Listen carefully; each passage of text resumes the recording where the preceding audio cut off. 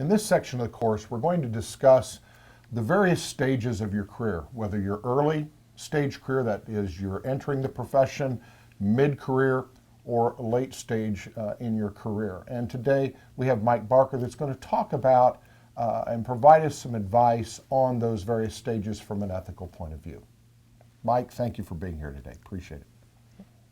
Mike, would you provide us an overview of your professional background, your history as a CPA? I had the opportunity and privilege to spend most of my career at the Federal Home Loan Bank of Indianapolis, where I served as Senior Vice President. During my tenure there, I was in charge of various things like internal audit. I was the bank's first Chief Risk Officer. I did regulatory relations for over 20 years. I was in charge of SEC reporting, strategic planning. And after I retired from there, I had the privilege of joining the Indiana CPA Society in a CFO role. There I was in charge of accounting, finance, IT. I was a staff liaison to the peer review and to the ethics committee. Currently, I have the honor of serving on the Centier Bank in Maryville, Indiana's board of directors. I serve as the chairman of the audit and ERM committees. I also have the privilege of sitting on the loan and investment committees. In my spare time, I also teach in the Anderson University MBA program. I teach the advanced accounting and strategic finance courses. So. Okay. What ethical advice would you give to those entering the CPA profession, those young professionals just coming into the profession? What advice would you give them? I realize sometimes it's anticlimactic to take the ethics exam after you passed all the other sections of the CPA exam, and it's just something that you learn real quick and you answer the questions and then you're ready to move on without giving it really another thought. But I think it's important that young CPAs make a lifetime commitment to doing the right thing, to understanding what the requirements of the profession are, and to staying current with that, and asking questions. You know, when you're doing something new that may seem perfectly rational to you, but you may not see the entire picture. Absolutely. So I think it's important to keep learning. I like to think your education is really just starting once you pass the CPA exam. So my advice is to ask questions, to stay current, and to really make a commitment that I'm going to do the right thing, that my character, my reputation is too important for me to compromise. So what ethical advice would you give to those that are mid-career? You know, they've been in the profession maybe 15 years. They're faced with some of the choices of, if they're in public accounting, maybe they're trying to just, in that phase of, do I move to partner? Maybe they're in industry and, do I move to the next level? I know those challenges that they'll face at that point in their career are significantly different than that early part of their profession. What advice would you give to those that are in that what we call that mid-career stage? What I would recommend to sort of that mid-career stage level employee, whether they're in industry or in public practice, is to make sure that you maintain your professional skills. I think that's probably one of the most difficult times in life. You typically have a family that's making requirements on you, whether you're male or female, but you also have stress involved with work. No one is working less hours today than they were 20 years ago. So it's a juggling act of how do I keep all my family, my professional responsibilities, my other social obligations, how do I keep those all going at the same time?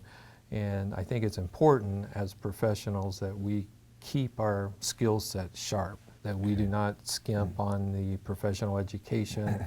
And we need to ensure that if we're moving into a new area, in particular for our firm or in our industry, that we take the time to make sure our skills match the new position requirements. Because what I see so many times is you have good people that are excellent in this area of their profession, but they may have a client or a business relationship that says, well, we want you to do this service over here, and it looks like just a way on the margin to maybe make a little more money.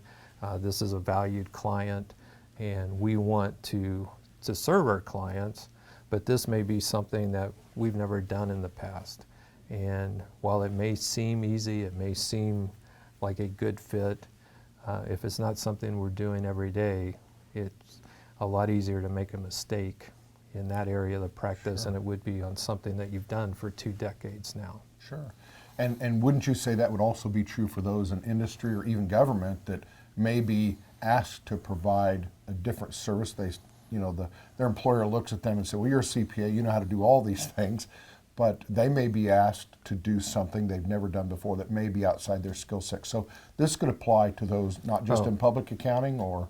No, absolutely. I used to think of my career at the home loan bank, and I would say that every 5 years the bank felt like a different place. We started out only being able to serve savings and loans, and then it was opened up to commercial banks, and then it was opened up to insurance companies. So there was always something to learn. We started out doing just kind of plain loans to banks. When I left, we had $35 billion in derivative instruments. So we started out doing reporting just to our members, financial reporting. When I left, we were SEC registrants. Okay. So there was always this pressure to learn, to have the opportunity to grow, but at the same time, it took a lot of work to stay current in whatever this new field required. Okay, well, that's a great point. Great point. We have those that may be taking this course that are winding down their career. They're late term in their career, maybe their partner or their chief financial officer, a variety of positions. And they, I think sometimes when we get to that point in our life, we may think, you know what, I'm okay, everything's going fine. What ethical advice would you give to those that are their late career? Maybe they've got 5 years left, Well, I think it's important to recognize that your reputation is still important.